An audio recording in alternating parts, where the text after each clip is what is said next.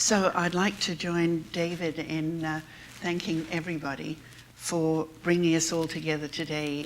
The exhibition is spectacular, and the ability to think about it and think about the issues that it raises and the excitement last night of being able to see the works together is a very, very special experience. In 1930, Noguchi chose to study Gowa, or Chinese national painting, with one of its greatest exponents, and in so doing he became a participant in a vital and extraordinarily complex exchange of artistic vocabularies between artists in China and the United States, going back to the 18th century, as David Clark has just noted.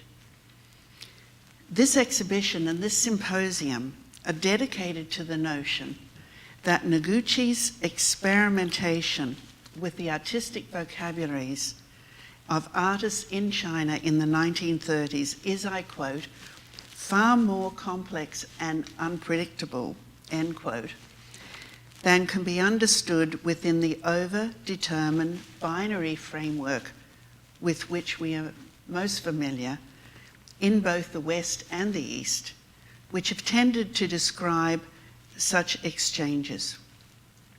As David also noted, standalone histories of either Western or Chinese art are deeply flawed. They are also deeply biased. Experimentation with non-Indigenous artistic vocabularies by Western artists, such as Van Gogh or Picasso, are today described in the East as well as in the West as innovative, inventive, and revolutionary accomplishments. Painterly experiments by Western-style modernists in China in the same period are, however, often considered, even in China today, as little more than imitations of Western painting, with true modernism in Chinese art often being described as beginning in the 1970s.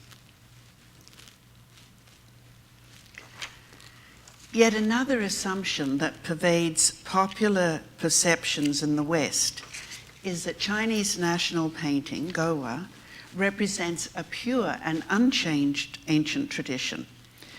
And as the distinguished scholar Lang Xiaojun so eloquently describes in his essay for the catalogue to this exhibition, this assumption is equally false. Lang points out that Shibashi was first awarded international recognition in Japan when his work was introduced in an important binational exchange, the second Sino-Japanese joint painting exhibition, which took place in 1922 in Tokyo. And in his autobiography, Shibashi acknowledged that much of his success in the Tokyo exhibition could be attributed to the encouragement of a fellow artist who had advised him to change his painting style.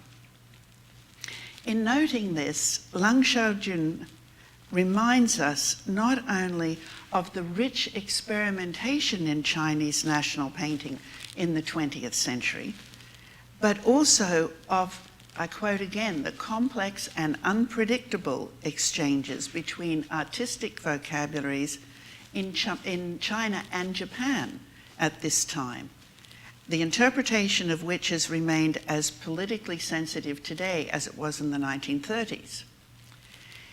Important for our discussion today is also to note that Noguchi arrived in China at a time of virulent debates among intellectuals and artists as to whether the aesthetic heritage of classical China was a viable resource for those artists and intellectuals who wished to enter the modern, but simultaneously resist cultural invasion and domination by the West.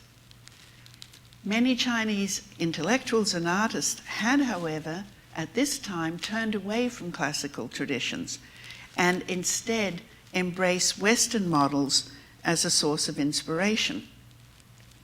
Among them was this gentleman, the renowned writer and revolutionary Lu Xun, who had been appointed in 1912 to the Social Education Office of the newly formed Republic as head of the section for Art, Culture and Science, and the introduction of the study of Western art into the curriculum and Lu Xun's proclamation of the social function of art in 1912 unleashed polemic discussions lasting until today regarding the role of Western art in the reform and modernization of Chinese culture and of its national painting traditions.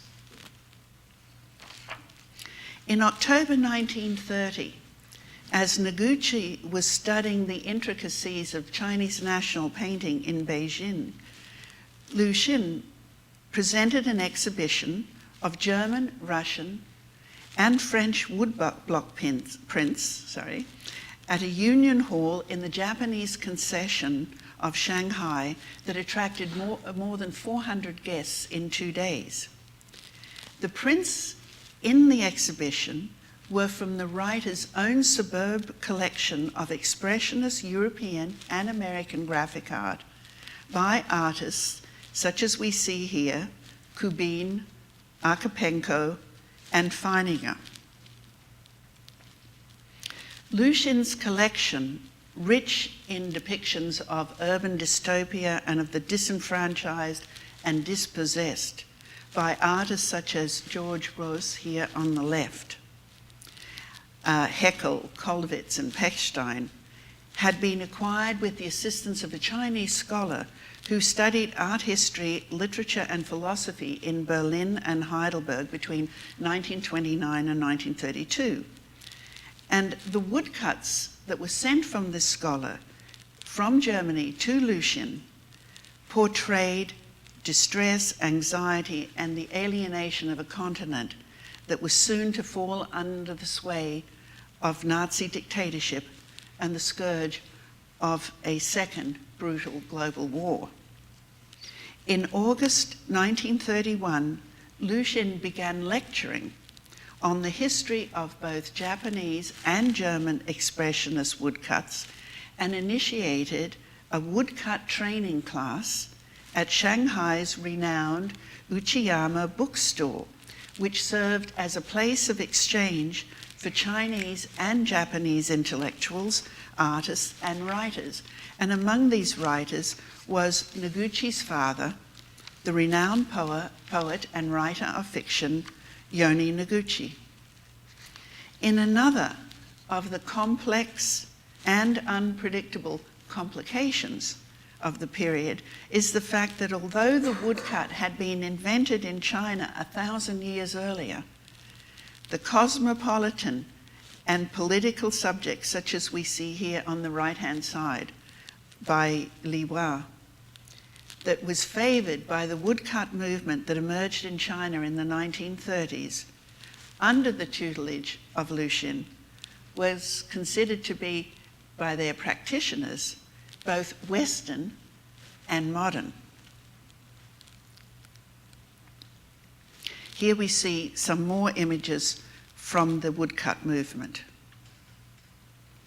And here we see works by artists in China demonstrating very clearly, this is 1936, demonstrating very clearly their awareness of the emergence of Hitler and the Nazis in Germany, and predicting the impending Second World War.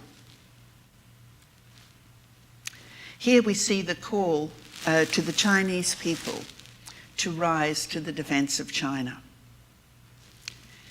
The act of seeking inspiration from outside one's own cultural milieu, as exemplified by the artists of Lu Xun's woodcut movement and by both Noguchi and Lu Xun, was described by Lu Xun as Grabbism in a 1925 essay titled Upon Seeing a Mirror. He defined Grabbism as borrowing with confidence, like a master who chooses freely according to his needs, and not like a neurotic who fears the loss of indigenous tradition or enslavement by what is borrowed. Professor Shu-mei, a scholar of comparative literature at UCLA, noted that this confidence of the individual writer as a global citizen who can freely borrow without the anxiety of cultural contamination or subjugation is what grounds Lu Xin's resolute search for new techniques, end quote. David Clark made an important observation today regarding the reception of Chitwa's artistic exchanges or borrowings or Grabbism in Guangzhou and in London in the 18th century. It was, he noted, without a spectacle of his Chineseness, at least with respect to his art. In 20th century Europe, important exhibitions of contemporary Chinese art, curated by leading Chinese artists, were often discussed, on the other hand, in terms of their Chineseness and in terms of the Chineseness of the works of art on display. This, we see on the left here, the catalogue of the first exhibition of modern Chinese art in Europe after the overthrow of China's last imperial dynasty in 1911.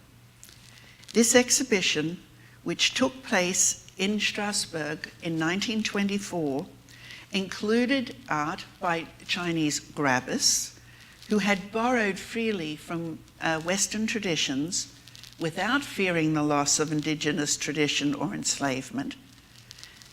Their intercultural experiments were, however, apparently met with a cool response. The response to the decorative arts presented in the Chinese section of the International Exposition of Modern Industrial and Decorative Arts in Paris in 1925 was also cool. The section was described in the guide to the exposition as indicating, I quote, that Chinese art was incapable of reform or modernity. A quote here, while political and social life in China clearly seems to be in turmoil, the splendors of its hieratic and distant art thus far hardly leave room for new approaches. Artist curator Liu Haisu, who organized a number of the most important exhibitions of contemporary Chinese painting in Europe at the time, insisted in 1931 that only those works, and I quote, which express their own cultural character, end quote, should be included in exhibitions of modern Chinese painting in Europe. Any indication of what he called superficial westernization, which in his opinion applied to Japanese modern painting, was to be avoided. Ironically, Liu Haisu was an enthusiastic Grabbist and a leading exponent of Shiwa or Chinese Western style painting. This desire, however, in the 1930s on the part of Chinese artist curators to present in Europe only those paintings which depicted Chineseness, even those artist curators who themselves were practitioners of and advocates for Chinese, Western style painting, must be seen in the light of a competition between Japan and China for recognition and prestige in an increasingly militarized and nationalistic Europe. Liu Haisu would note in his reports back to China that Japanese culture and yoga or Japanese Western style painting was held in high regard in Europe. A prestigious exhibition of Chinese contemporary painting curated by Liu Haisu in 1934, that's the catalogue to it on the right-hand side, traveled in various forms to Berlin, Hamburg, Dusseldorf, Amsterdam, The Hague, Geneva, Bern, and London. Only Gowa or national ink painting were chosen for the exhibition, and among them were works by the famous master from Beijing, Shu-mei. This exhibition enjoyed the highest level of official support from Adolf Hitler's year-old government and was a resounding success in Berlin with 13,000 visitors. Its honorary committee included the German Reichsminister for Foreign Affairs and the German ambassador to China, Dr. Oskar P. Trautmann, a collector of Chinese contemporary art and one of the most active collectors of the paintings of Shu-mei.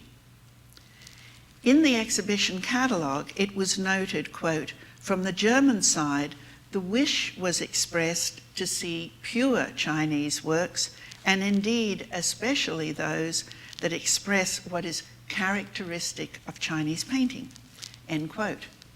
This desire on the part of the Nazi regime to promote pure and characteristic Chinese works must be seen in the context of stormtroopers searching the home of Lionel Feininger, the German-American artist so admired by Lu Xun, 1 year earlier in March of 1933, and the first exhibition of degenerate art in Dresden, Germany, in September 1933.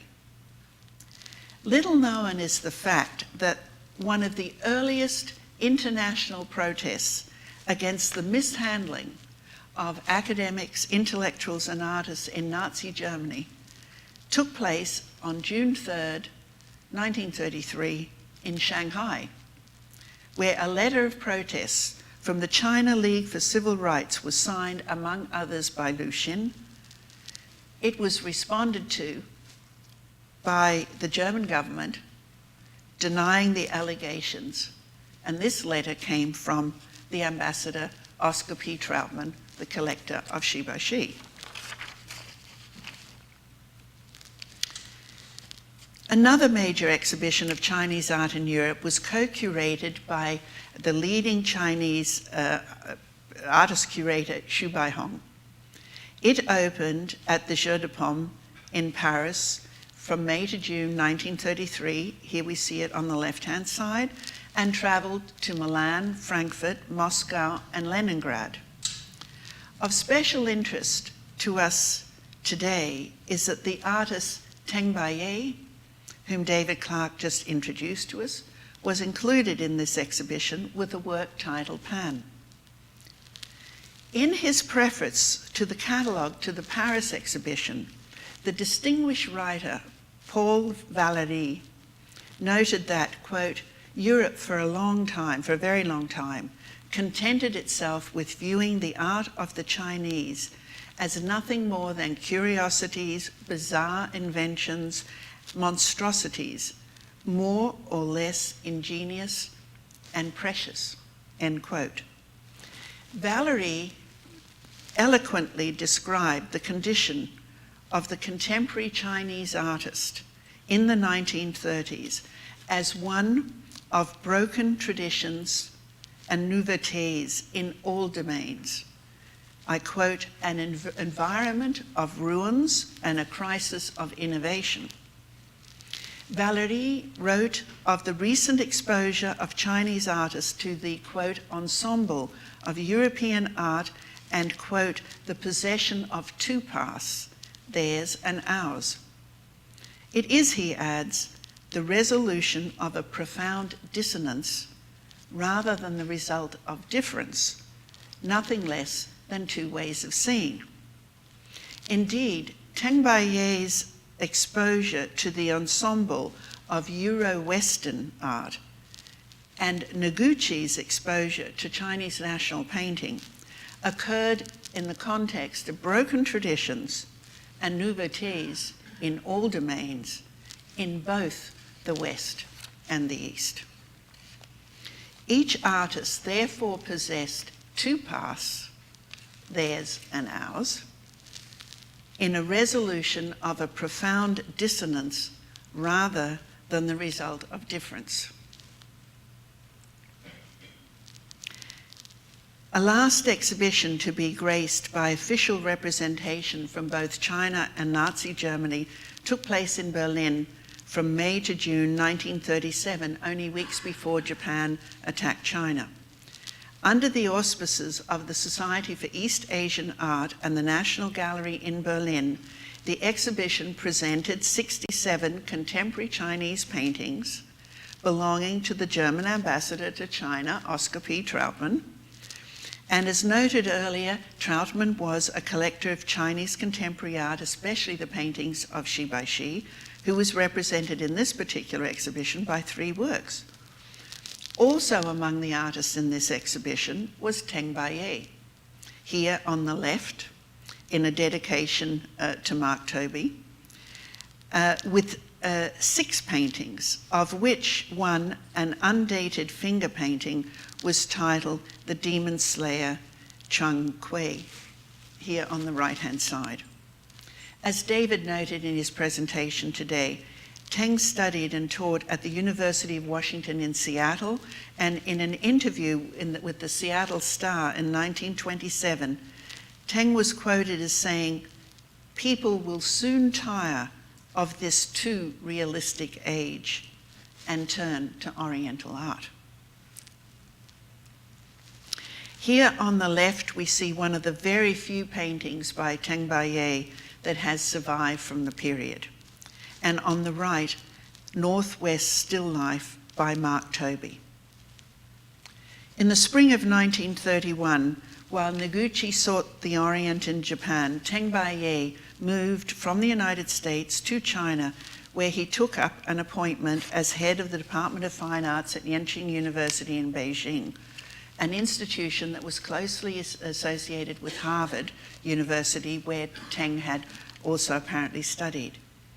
2 years later, in an extensive article in Art on Modern China, Teng wrote of the turmoil, poverty, war, and military exploitation that he found on his return to China, and what he called the mystery of the extraordinary richness of cultural life in Beijing at that time. He attributed it to, I quote, "the victory of idealism in the age and the life and death struggle on the part of Chinese artists." It was in this rich cultural life of Beijing that Noguchi would find a city and a people to whom he would remain deeply attached. In 1937, in the New York World Telegram, he acknowledged, quote, "an everlasting debt to China." Like Noguchi, Mark Toby immersed himself in the rich cosmopolitan life of China when he visited his friend, as David Clark noted earlier, in May of 1934. "China is sky climbing," the young American artist observed.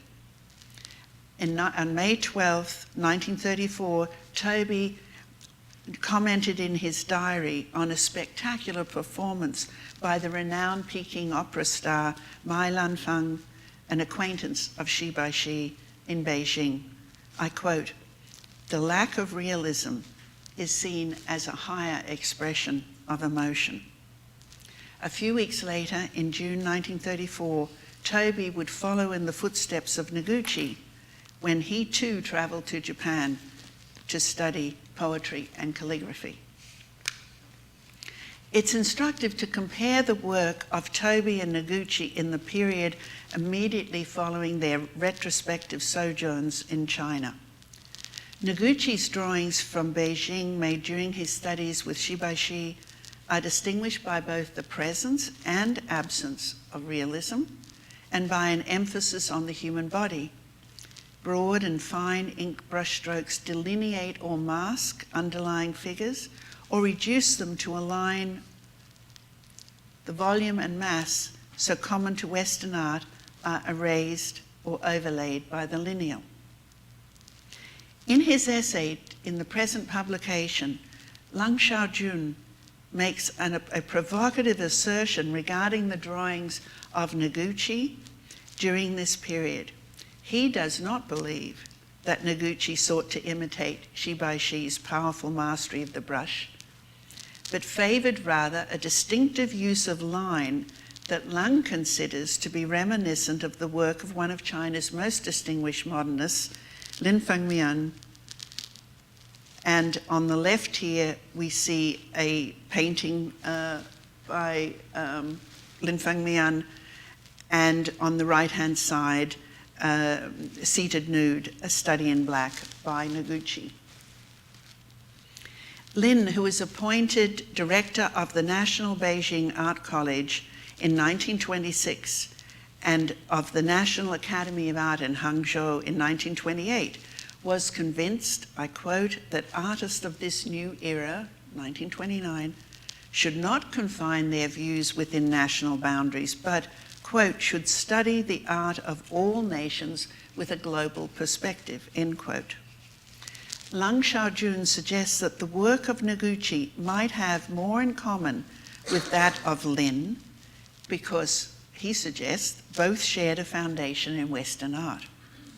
Lin himself, who had indeed studied art in Europe, nevertheless made a sharp distinction between Oriental and Western art, especially in the practice of landscape painting. Here's a landscape painting, untitled landscape, by Lin.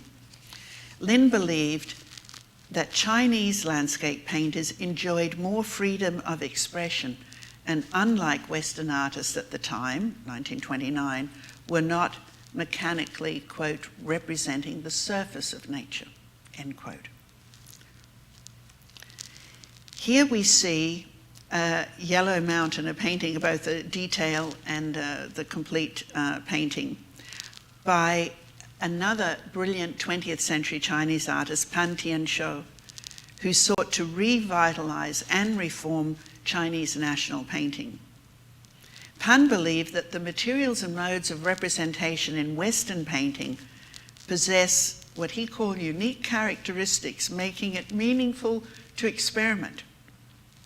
He was convinced that Chinese and Western art have different values and that their individual traditions should not be combined or replace one another. Lang Xiaojun provided an insightful analysis of Pan's work. I quote, "His goal is to delineate forms that evoke feelings of being in danger, of going to extremes, of being surprised, of having power, and of thrilling at the sight of something marvelous or even grotesque." Here we see, the labels seem to have gone missing here. Here we see Bald Monk on the left by Pan Tianshou and a Peking drawing by Noguchi on the right from 1930. Another brilliant artist of the period who sought to revitalize and reform the Chinese national painting tradition was the modern literati painter Wan Binghong. Wang, who wrote tracts on the study of ancient painting, the theory and practice of brushwork, and on the history of Western art, stated that he had, quote, no desire to counter the aggression of foreign art. The paintings of both Pan Tianshou and Wan Binghong were included in all exhibitions of contemporary Chinese art in Europe in the 1930s, along with the work of Shu-mei. Following the 1934 Berlin exhibition, curated by Liu Haisu, a permanent installation of modern Chinese painting was established in the East Asian department of the State Museums in Berlin, with works gifted by the Chinese government from the touring exhibition. Among them were these two paintings by Pan Tianshou on the left and by Wan Binghong on the right. These objects, along with thousands of others, were seized by Russian troops in 1945 and remain to this day in Russia. Here we see on the left China Raw by Li Hua from the woodcut movement and Death, Lynched Figure by Noguchi from 1934. The debate about the true nature of the drawings and sculpture of Noguchi in the 1930s and whether his work is closer in spirit to that of his teacher Shi or to Chinese modernist Lin Fengmian or even Pan Tianshou is a fascinating study in how, after a century of cultural exchange between modern China and the West, as Lang Xiaojun points out in his essay to the catalogue to this exhibition, now constitutes an integral part of the history of art. The phenomenon of mutual misreadings. Xu Jiang, president of the China Academy of Art in Hangzhou, has suggested that Lin Fengmian went through, quote, a long period of misreading and an even longer creative process of active misreading and hybridization. It is this that I believe that the Grabbists of the 1930s, Noguchi, Lin, Lu Xin, and the artists of the modern woodcut movement in China share with one another. Their creative misreadings and hybridization, their ease of moving from one artistic vocabulary to another with grace and sophistication, is nowhere clearer than in two sculptural works produced by Noguchi in 1934, Death, Lynch Figure here, and Birth.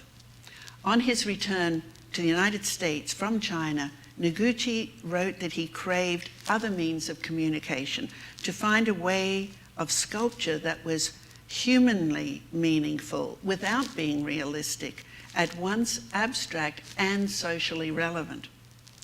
The extraordinary Death Lynch Figure was dismissed by Henry McBride in a review of Noguchi's exhibition at the Marie Harriman Galleries in New York. I quote, "The gruesome study of a lynching with a contorted figure dangling from an actual rope as a work of art, it is just a little Japanese mistake," end quote.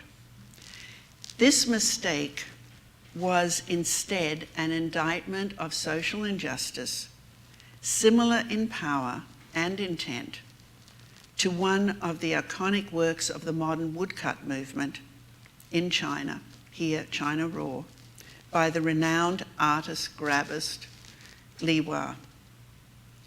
This much overdue examination of Noguchi's time in Beijing, with all its complexities and unanswered questions, demonstrates indeed how far more complex and unpredictable this period and the rich intellectual and artistic exchanges across cultural boundaries were to be. Thank you very much.